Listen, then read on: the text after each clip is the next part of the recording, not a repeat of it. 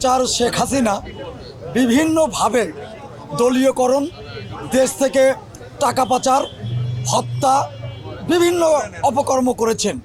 এবং আজকে কিন্তু ফুটেজে দেখেছেন যে মুহুর্মুহুর গুলি করে ছাত্র জনতাকে হত্যা করেছে।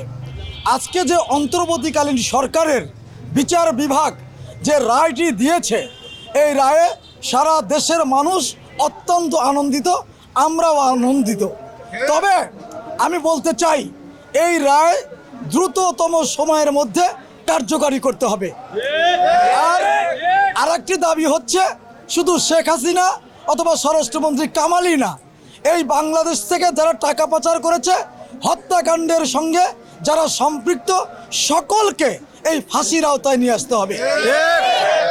ঢাকাতে যেমন মন্ত্রীরা ছিল এবং সারা বাংলাদেশের যে জেলাগুলি রয়েছে, সেই জেলাগুলির যারা ফ্যাসিস্ট ছিল, জেলাগুলির নেতাদের নির্দেশে প্রত্যেকটা জেলায় যে শহীদ করানো হয়েছে, তাদেরও দ্রুততম সময়ের মধ্যে ফাঁসির আওতায় নিয়ে আসতে হবে।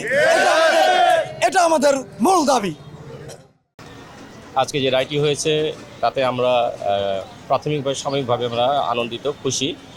কিন্তু বিগত স্বৈরাচার হাসিনা এবং তার দোসরদের যে অপরাধের যে পরিমাণটা, এই অপরাধের পরিমাণটা এতই বেশি যে শুধু এই রায়ে আমরা খুশি না, সন্তুষ্ট না। আমরা এই রায়ের কার্যকর হওয়া দেখতে চাই এবং সেই সঙ্গে তার যারা দোষর ছিল, স্থানীয় পর্যায়ে হোক, ইউনিয়ন পর্যায়ে হোক, গ্রাম পর্যায়ে হোক, তারা যারা সকল দোষীদের আমরা শাস্তির আওতায় আনুক, এটা আমরা চাই।